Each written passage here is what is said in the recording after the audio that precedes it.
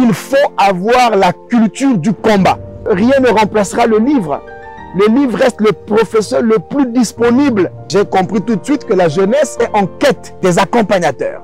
La jeunesse est en quête des opportunités que quelquefois les aînés ne donnent pas. Google, c'est la plus grande bibliothèque du monde aujourd'hui. Donc, comment vous avez une bibliothèque dans votre poche et vous devenez acculturé? C'est vous qui ne comprenez pas l'Internet. C'est vous qui ne comprenez pas le monde. Nous organisons des conférences pour tendre la perche aux plus jeunes, mais aussi pour tous ceux qui sont à la quête du vrai bonheur, mais le bonheur qui se construit, pas un bonheur qui se ramasse. Aujourd'hui, il serait important de pouvoir dire à la jeunesse qu'il faut lire, il faut se cultiver. Celui qui lit fait des mises à jour. Celui qui lit devient leader. Parce que les grands lecteurs finissent toujours par devenir des grands leaders. Déjà, comment je suis arrivé là, c'est une question de vocation. Et vous savez, quand vous avez reçu la vocation, vous répondez simplement à l'appel. Et donc, je n'ai nullement fait le choix d'aucun des domaines. La plupart des domaines dans lesquels je me retrouve en train d'exercer, ce sont des appels, des vocations que j'ai eu à découvrir. Et ensuite, je me suis lancé, simplement.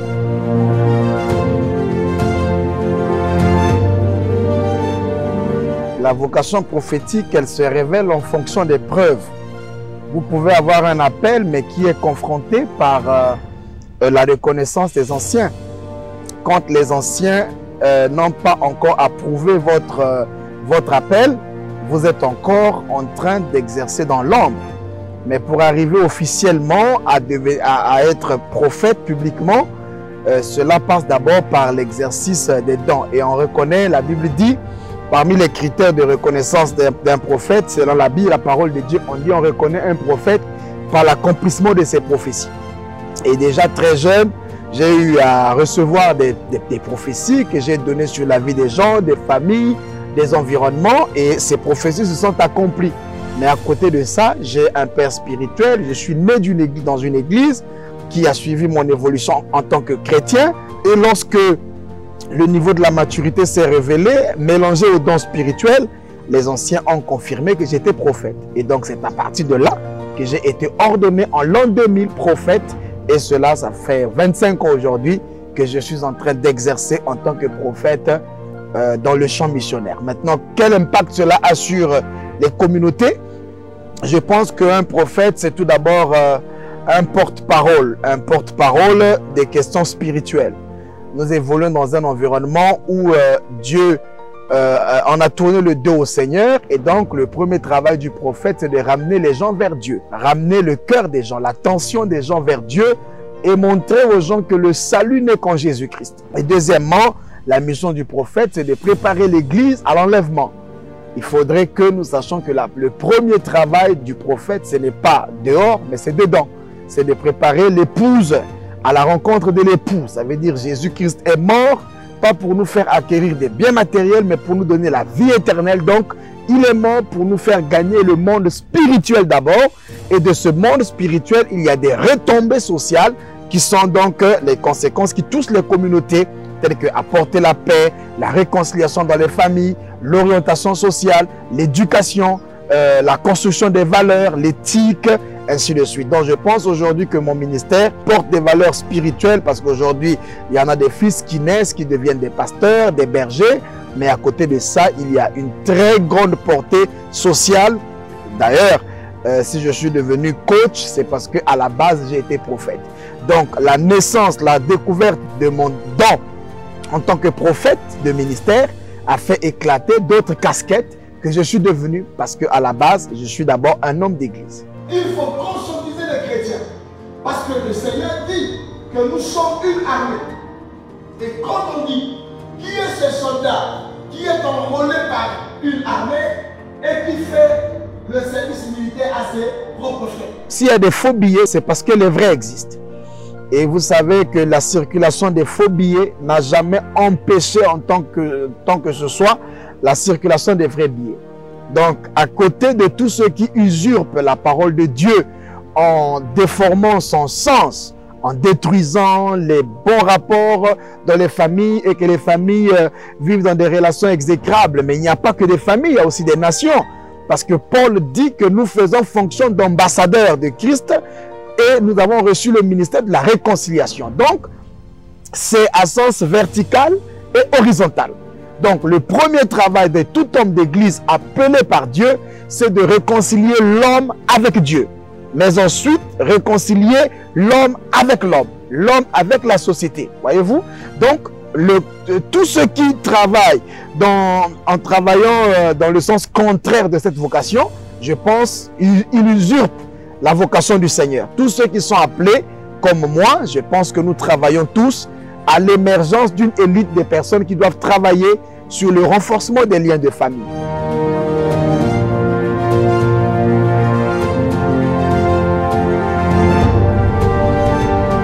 Moi, je prêche un seul message, répartir sur 3 phases: l'amour de Dieu, l'amour de la famille, l'amour du travail. Donc vous voyez, il faut réconcilier tout homme avec Dieu, parce que Dieu, c'est le fondement. La société humaine est devenue ce qu'elle est, le monde est devenu ce qu'il est, parce que l'homme, en s'écartant de Dieu, a inauguré une voie de perturbation à tous les niveaux. Jésus disait: sans moi, vous ne pouvez rien faire. Et quand il le disait, il ne limitait pas cela à une seule organisation ecclésiastique. Il posait là un fondement pour toute société qui veut réussir.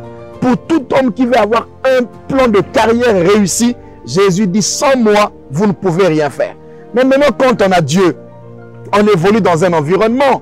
Mais il ne faut pas créer des cassures sociales au nom de la foi. Il ne faut pas créer des cassures sociales au nom d'une vision réduite de la religion ou de l'Église. Voyez-vous? Donc, il faut donc réconcilier l'homme avec Dieu, l'homme avec son environnement, mais l'homme avec ce qui garantit le pain sur la terre, le travail. Voyez-vous? Il faut aussi parler de la réconciliation de l'homme avec le travail. Le soleil se lève de nouveau sur le continent Afrique. Depuis les entrailles du Congo-Brazzaville, le Seigneur Jésus-Christ a suscité un homme pétri des talents, des dons qui depuis plus de 20 ans aujourd'hui impactent de nombreuses vies. Un prophète authentique, charismatique, voyant, passionné d'enseignement, versé dans les Écritures saintes, exerçant un ministère équilibré dans les profondeurs de la spiritualité. Homme de lettres, l'exercice de son ministère prophétique ont fait éclater d'autres grâces. Poète-écrivain hors pair, coach pluridisciplinaire, ambassadeur de la paix, Ninos Nguama, le prophète, le coach, l'écrivain, un homme institut qui parcourt les villes, les villages, les nations pour présenter à ses semblables l'amour de Christ, l'amour de la famille et l'amour du travail. Son message accompagné des signes du surnaturel, des miracles authentifiés et des guérisons. Ninos Nguama, un homme qui ne se donne aucune apparence d'homme extraordinaire, qui se cache dans une très grande simplicité au quotidien, mais qui se révèle par sa dynamique de faire les choses. Il impacte, il conseille, il oriente des fidèles aux pasteurs, des cadres d'entreprise aux hommes d'État. Il motive, il enseigne, il encourage et accompagne. L'homme de Jean 16 en mission de Dieu chez vous. Que Dieu vous bénisse. C'est plus qu'une passion pour moi et pour nous, nous occuper de la jeunesse. Vous savez, nous, on a eu la chance d'être beaucoup rejetés par des aînés. Je dis bien la chance. Beaucoup pensent que c'est un malheur. Au moment où j'écrivais mon premier livre, Le rêve d'un autodidacte, à l'époque, c'était un autre titre, et je vais me rapprocher d'un ancien professeur qui devrait corriger mon livre. Et tout de suite, il n'a pas vu ma bonne volonté à gribouiller sur du papier. Dès qu'il a regardé mon livre et cerise sur du gâteau, sans même me dire félicitations d'abord, il prend un bic rouge, il met comme ça, il fait un gros zéro, il écrit pas de niveau. Et il me remet le texte sans rien me dire. Alors j'avais déjà la volonté, j'avais des idées, mais j'avais besoin d'encadrement. Lui, en tant que professeur de collège, qu'est-ce qu'il allait faire? C'est de saluer la bonne volonté et se comporter en mentor, en coach pour encadrer cette bonne volonté. Et dès lors qu'il m'a jeté le papier sur les visages, ben, je me suis recroquevillé sur moi-même et je suis allé fouiller au fond de moi où se trouvaient les ressources que lui, il a refusé de me donner. Il a fallu que j'ai du courage, il a fallu que j'ai de la résilience, il a fallu que je m'ouvre Et donc, dès que j'ai compris ça, j'ai compris tout de suite que la jeunesse est en quête des accompagnateurs. La jeunesse est en quête des opportunités que quelquefois les aînés ne donnent pas. Parce que tous les jours, on passe des journées à écrire « j'ai l'honneur », mais qui ne rencontrent que moquerie des aînés. Ceux qui ont traversé l'eau, qui sont de l'autre côté, ne sont pas prêts à prendre la même pirogue pour dire aux jeunes « bon, nous on a réussi, voilà les plans, voilà les chemins par lesquels nous sommes passés ». Donc, nous organisons des conférences pour tendre la perche aux plus jeunes, mais aussi pour tous ceux qui sont à la quête du vrai bonheur, mais le bonheur qui se construit, pas un bonheur qui se ramasse. Un bonheur qui se construit au bout de l'effort, un bonheur qui se construit sur les valeurs, sur l'éthique, sur les normes, sur les principes. Voyez-vous, donc à travers mon tout dernier livre, Stratégie de guerre, je suis sorti pour une première fois de mon silence parce que j'ai écrit d'autres sujets de réflexion, mais là, j'ai parlé sur mes déboires, j'ai parlé sur mes journées bredouilles, j'ai parlé sur des conférences de dettes, j'ai parlé sur des conférences qui finissent par vous faire confisquer vos passeports jusqu'à être embrigadé, traîné dans différents commissariats, voyez-vous. Donc le projet aujourd'hui, c'est de pouvoir amener la jeunesse à comprendre que nous sommes appelés à travailler dur, parfois sans attendre les aides. Il faut se mettre simplement à se convertir dans des petits métiers et avoir des projets à moyen terme.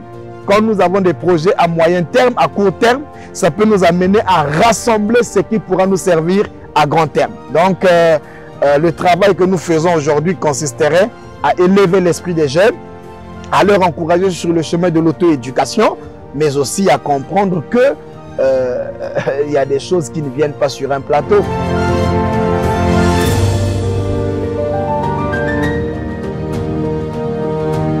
Nous sommes en guerre. De la naissance à la mort, nous sommes en guerre, mais tout en célébrant les victoires dans le parcours. J'ai toujours dit, je n'apprécie pas que la destination. J'apprécie par contre le parcours. Le parcours me plaît plus que la destination. Parce que la destination, c'est un fantasme.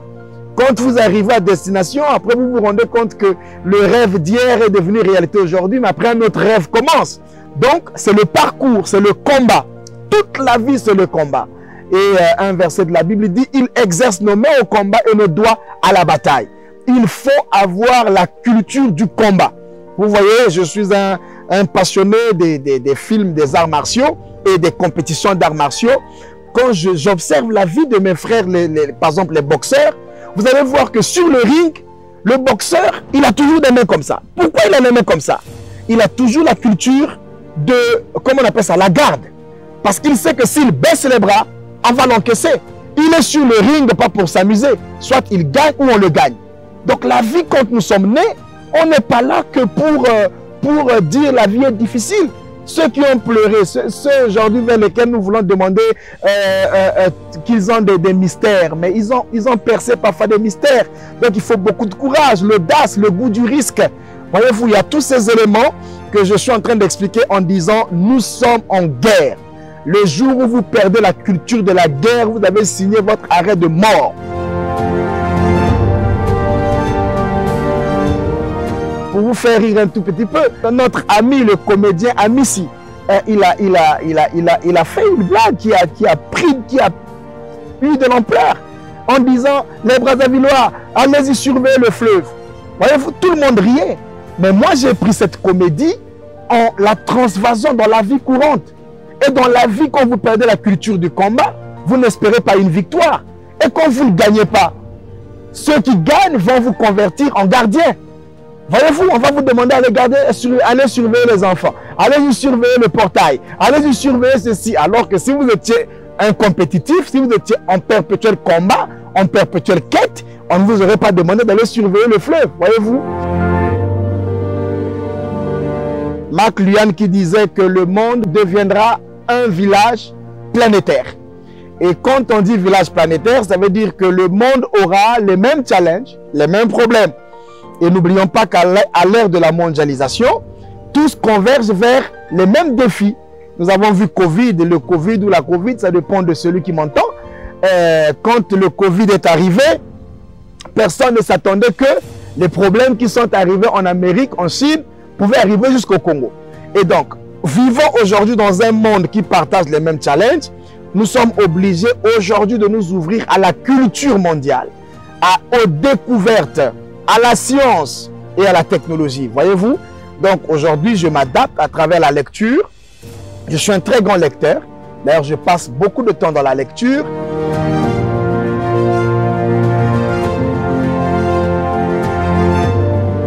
L'exercice cérébral réduit l'effort physique. Plus vous investissez dans votre cerveau, moins vous allez vous retrouver à utiliser la force physique pour trouver des solutions. Donc, nous sommes à l'ère du numérique. Tout à l'heure, il y a une conférence que j'ai animée, je disais aux participants, il ne faudrait pas que vous vous trompez, parce que rien ne remplacera le livre. Le livre reste le professeur le plus disponible qui peut vous coacher ou former jusque sur le lit, dans votre chambre.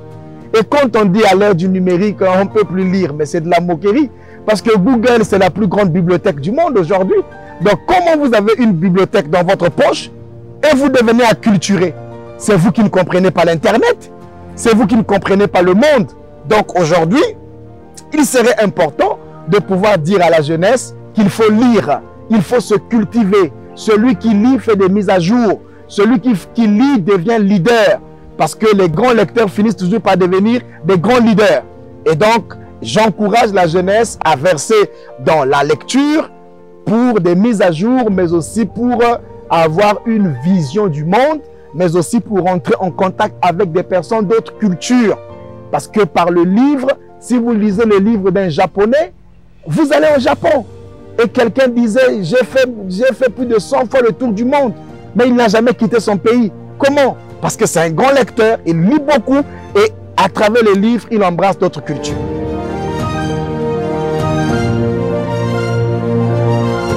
Ce n'est pas facile, mais beaucoup de discipline. Il faut simplement créer des canevas dans sa tête, dans son cerveau. J'ai beaucoup d'avenues dans ma tête. Beaucoup d'avenues, des couloirs, j'ai même des quartiers que j'ai créés dans ma tête à tel point que quand je suis prophète, je ne fais pas d'amalgame. Ce n'est pas un public de coaching. C'est un public où je dois apporter un message spirituel. Donc là, je me comporte en tant que prophète. Il y a un temps pour ça. Et c'est déjà la chose qui m'occupe le plus de temps. Parce que là, je me comporte en berger. Je peux le faire dans la rue. Quelqu'un m'arrête, il veut me parler en tant que prophète, je dois l'écouter. Par contre, le coach, c'est une certaine classe de personnes.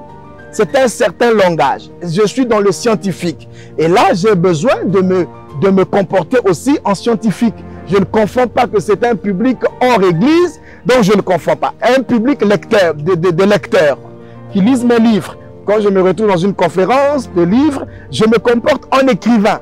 Voyez-vous, je fais aussi aujourd'hui la diplomatie muette en tant qu'ambassadeur de la paix. Donc, il y a plusieurs questions que nous abordons aujourd'hui, mais à la base, c'est de la discipline. Mes projets d'avenir, c'est voir le monde au pied de Jésus. Travailler énormément à la réconciliation de l'homme avec Dieu. Deuxièmement, c'est de contribuer à trouver des solutions aux problèmes du monde culturel de mon pays. Je connais par cœur les problèmes des artistes et en particulier des écrivains qui ont des difficultés pour éditer des livres, qui ont des difficultés pour faire circuler leurs livres. Donc je voudrais contribuer à travers la mise en place des plateformes qui relient les gens et qui facilitent la circulation du livre dans le projet que nous avons lancé, la route du livre. À côté de ça, j'ai aussi des projets d'accompagner d'autres personnes à devenir des coachs, mais aussi contribuer socialement à travers des actions humanitaires, parce que vous savez que la vraie église consiste à soutenir les veuves et les orphelins.